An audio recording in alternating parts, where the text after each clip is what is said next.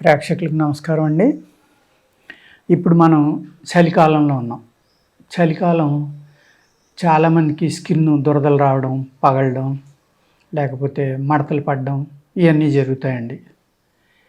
దీని నుంచి మనల్ని మనం ఎలా కాపాడుకోవాలి? ఈ చలి అనేది చాలా ప్రమాదకరమైందండి. ఎందుకు అంటే మనం తట్టుకోలేనంత చలిలో కనుక ఎక్కువసేపు ఉండిపోతే అది స్లోగా స్టెప్ బై స్టెప్ కింద అంటే టైం గడిచే కొలది దాని ప్రభావం బయటపడుతుంది. అంతే తప్ప ఆ రోజు పర్వాలేదులే, చలిలోంచి మన ఇంట్లోకి వచ్చేసాం, ఒక రగ్గు కప్పుకున్నాం, లేకపోతే మంచి స్వెటర్ వేసుకున్నాం, ఇప్పుడు వేడిగానే ఉంది కానీ అనుకుంటారు.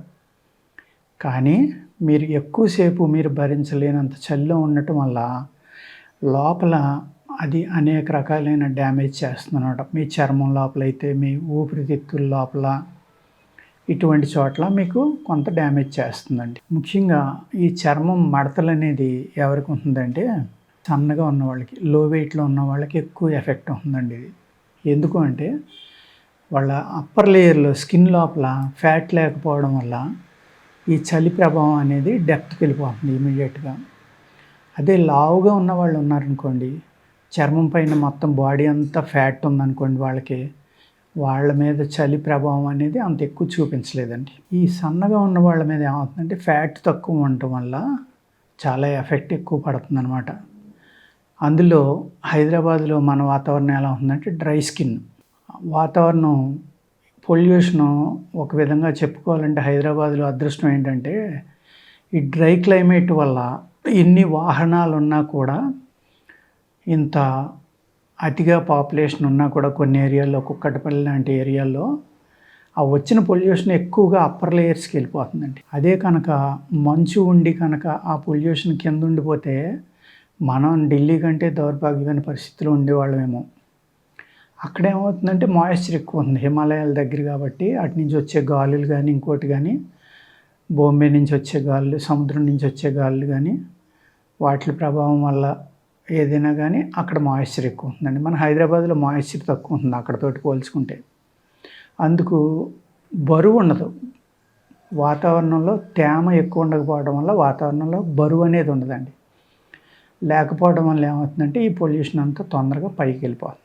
కానీ ఆ డ్రై క్లైమేట్ అనేది శరీరం మీద చాలా ఎక్కువ ప్రభావాన్ని చూపిస్తుంది.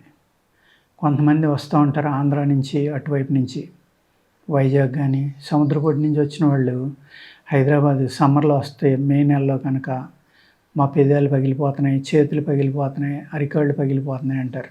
బాగా పగిలిపోయి బ్లడ్ వచ్చేసేటంత పగిలిపోతాయి చాలామందికి. ఎందుకు అంటే ఇక్కడ వాతావరణానికి అలవాటు పడక, ఇక్కడ వాతావరణం డ్రై క్లైమేట్ కాబట్టి బాడీలో ఉన్న నీటిని లాగేస్తుంది బయటికి. లాగేయడం వల్ల ఈ చలికాలంలో మీకు అనేక రకాల చర్మవ్యాధులు కానీ, దురద కానీ, ఈ టైంలో మన శరీరంలో పిత్తం కూడా ఎక్కువ అవుతుందండి శీతాకాలంలో శరీరంలో. అందుకేంటంటే ఈ పైత్యం అనేది పెరగడం వల్ల కూడా దురదలు, స్కిన్ పగిలిపోవటం, అనేక రకాల సైడ్ ఎఫెక్ట్లు వస్తాయి అన్నమాట. అప్పుడు మీరు ఏం చేయాలి? ఆముదం నెంబర్ 1 మెడిసిన్ అండి. అంటే డ్రై అవ్వకుండా ఉండాలి చర్మం అంటే ఆముదం చాలా బాగా పనిచేస్తుందండి.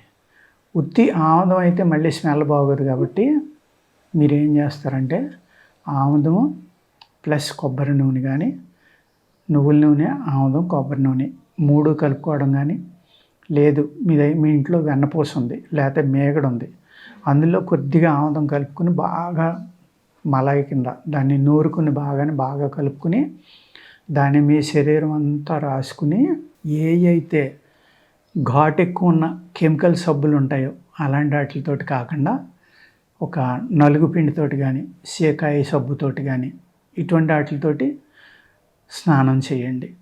ఈ కెమికల్స్ ఎక్కువ ఉన్నాయి, బాగా మడ్డి వదిలిపోతుంది, వంటి ఉన్నదని వాడటం వల్ల ఏమవుతుందంటే ఈ చర్మం పైన ఉన్న జిడ్డు అనేది వదిలిపోతుంది. ఏదో మాయిశ్చర్, ఒక గమ్ము లాంటి జిగురు లాంటిది ఉంటుందో జిడ్డు అంటాం మనం. ఆ జిడ్డు ఆయిలీ స్కిన్ అంటారు చూసారా, ఆ ఆయిలీ స్కిన్ కూడా డ్రై అయిపోతుంది మీరు అతిగా సబ్బు రాయడం వల్ల. అలా కాకుండా ఏదైతే మీకు దుర్వాసన ఉందో శరీరంలో ఉండే ప్రైవేట్ పార్ట్లో ఉండే దుర్వాసన పోవడానికి లైట్గా కెమికల్ తక్కువ ఉన్నది న్యాచురల్ సబ్బు వాడుకోండి.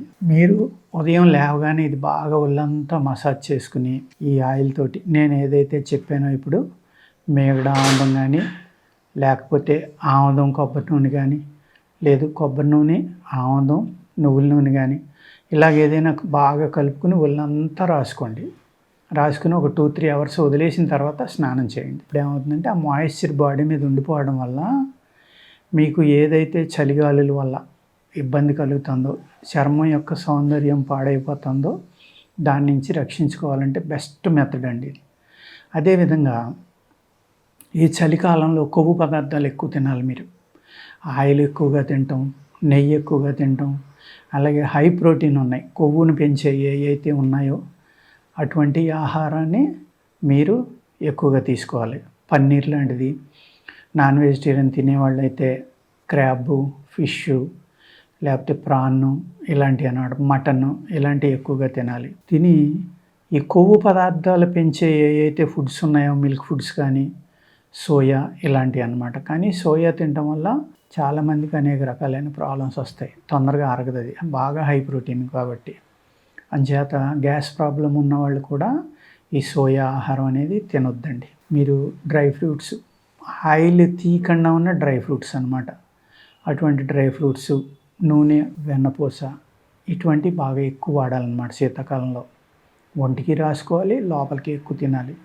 తినటం వల్ల ఏమవుతుంది, ఫ్యాట్ అనేది పెరుగుతుంది మీకు స్టమక్లో కానీ, లేకపోతే అప్పర్ లేయర్స్లో కానీ. ఎంత తినాలి అంటే మీరు శీతాకాలానికి 2 నెలలు ముందరే మొదలు పెట్టండి ఈ ఆహారం అనేది. మొదలుపెట్టి శీతాకాలం వెళ్ళిపోయిన 1 నెల వరకు తిన్నారనుకోండి, ఈ చలిగాలుల ప్రభావం నుంచి మీ చర్మ సౌందర్యాన్ని కాపాడుకోవటానికి చక్కగా ఉపయోగపడుతుంది అన్నమాట. ఎందుకంటే అందరికీ ఇష్టమే చర్మ సౌందర్యం అంటే.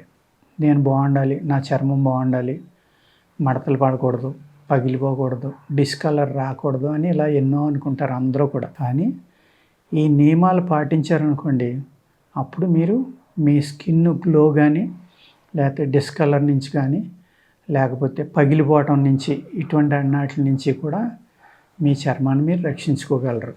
ఇప్పుడు వ్యాధులైనని, ఇంకోటని, కోల్డ్ క్రీమ్స్ అని అనేక రకాలు వచ్చినాయి. మీకు నేను చెప్పినవి ఏమీ పడలేదనుకోండి, అటువంటివి కూడా వాడుకోండి, ఏమీ పర్వాలేదు. ఏవి వాడుకున్నా కానీ మీ చర్మాన్ని, మీ శరీరాన్ని ఈ చలిగాలుల నుంచి రక్షించుకోవడానికి. అందరికీ ఒక రకం పడదండి ఇప్పుడు, పూర్వంలాగా లేదు. ఇప్పుడు అనేక రకాల స్కిన్స్ వచ్చినాయి, సెన్సిటివ్ స్కిన్స్ వచ్చేసినాయి చాలామందికి. పూర్వం ఏది రాసుకున్నా పడేది, ఏది తిన్నా పడేది. ఇప్పుడు ఆహారం కూడా అందరికీ సూట్ అవ్వట్లేదు, అన్ని రకాలు. అదేవిధంగా క్రీములు కానీ, ఆయిల్స్ కానీ, అది ఒక అద్భుతమైన ఒక కంపెనీ తయారు చేయొచ్చు, లేకపోతే ఒక అద్భుతమైన ఒక డాక్టర్ ఇవ్వచ్చు, కానీ అది అందరికీ పడుతుందని మనం చెప్పలేమండి. మనిషిని బట్టి దాని యొక్క రియాక్షన్ ఉంటుందన్నమాట, మీ చర్మాన్ని బట్టి. అందుకు అవన్నీ చెక్ చేసుకుంటా మీరు ట్రయల్గా ఏది తీసుకెళ్ళినా కూడా ఒక ట్రయల్గా వాడుకోండి. ఒక ప్లేస్లో ఒక 1 ఇంచో, 1/2 ఇంచో, 2 ఇంచెస్లోనో రాసుకోండి. బాగుంది రిజల్ట్, ఏమీ తేడా లేదనుకున్నప్పుడు డెఫినెట్గా అది మీరు కంటిన్యూ చేసుకోండి. డాక్టర్ ఎంతవరకు చెప్పగలరంటే జనరల్గా చెప్తారు ఏ డాక్టర్ అయినా. అది అందరికీ ప్రతి స్కిన్ని, ప్రతి నేచర్ని స్టడీ చేసి చెప్పాలంటే పెద్ద పురాణం అయిపోతుంది అనమాట. అందుకు కామన్గా చెప్పే ఈ విషయాలని మీరు తీసుకుని దాన్ని బట్టి మీ శరీర తత్వం, మీ స్కిన్ యొక్క సిస్టాన్ని మీకే డాక్టర్ కన్నా కూడా మీకు బాగా అబ్జర్వ్ చేసుకుంటారు కాబట్టి మీకు తెలుస్తుంది. కాబట్టి మీ చర్మానికి ఏది సూటబుల్లో అది రాసుకోండి. రాసుకుని ఈ శీతాకాలంలో చలిగాలి నుంచి మీ చర్మాన్ని కాపాడుకుని అందంగా కనపడండి. ఓకేనండి, నమస్కారం.